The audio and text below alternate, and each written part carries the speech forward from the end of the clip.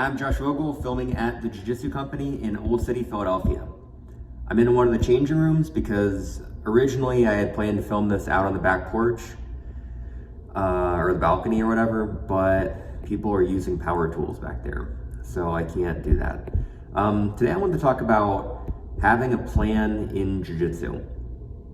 So there's this this meme that goes around, or this I don't know, picture of Mike Tyson. There's the quote, you know, if everybody has a plan until you get punched in the face. And it's true that stuff like getting punched in the face will take you out of any plan that you might have, right? Or some unexpected event will do that. But it doesn't mean that you shouldn't have a plan. Mike Tyson had a plan for how to punch people in the face. The point of that meme in that quote is that yes, there are things that can take you out of your plan, but the point is not that you shouldn't have a plan at all. If you have a plan in Jiu Jitsu, what that means is that you have a goal, something that you want to accomplish. Like, for example, I want to finish my opponent with an arm triangle from the mount position. And then you have a step-by-step process that gets you there. So, and it could be many plans that get you there, from side control, from the back, from half guard passing. But you have a plan from each of these positions to get to that end goal, step by step. So let's say it's from side control to the mount. I'm on top of side control, chest to chest. My opponent frames on my neck. They push my head back. I push their elbow straight up, slip my head underneath, slide my knee over to the mount. And then if my left bicep is connected to their carotid artery as well, then I should have a tight choke pretty well sunk in.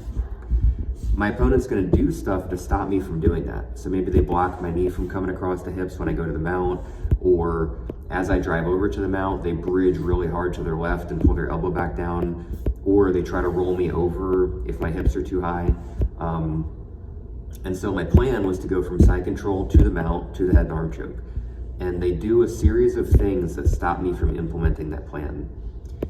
And those are problems. And then my job is to look for solutions to those problems. So how do I stop them from blocking my knee when I go to the mount? How do I stop them from bridging and turning hard to their left to get their elbow to the ground? How do I stop them from reversing me if my hips are too high? And then when I find solutions for those problems, I test the solutions out. And if they're good solutions, then I keep them, and I put a lot of effort into training those solutions until I'm skillful at them, which means that I can recognize the right time to do those solutions.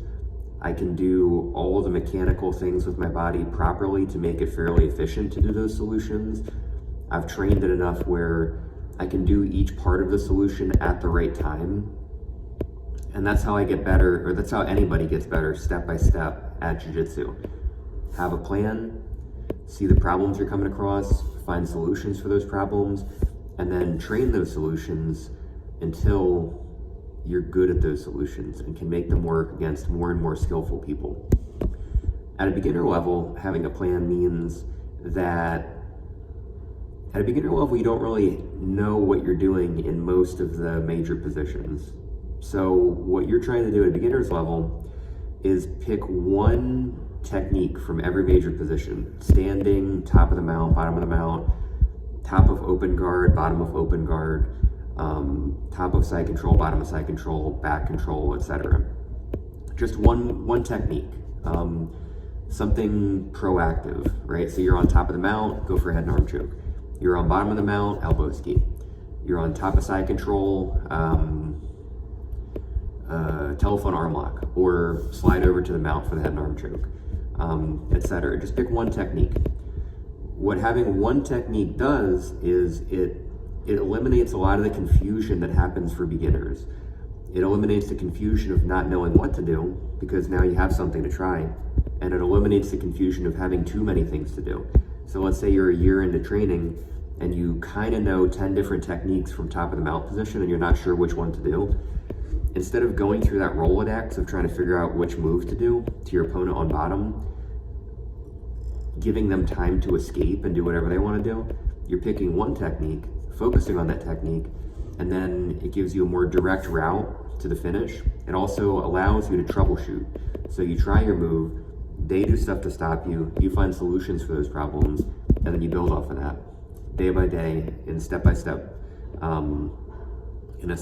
process. And that gives you a measurable way to get better at jiu-jitsu.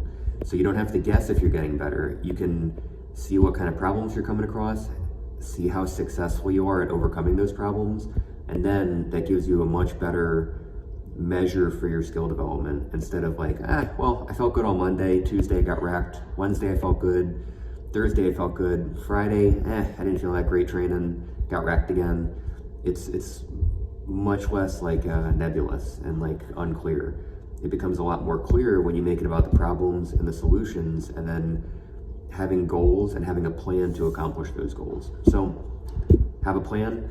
Also, before I go check out our website at jiujitsuphilly.com, jiujitsuphilly.com. That's our website for the Jiu Jitsu Company, which is our school in Old City, Philadelphia, 31 South 2nd Street, 2nd floor, on top of Insomnia Cookies. Thank you.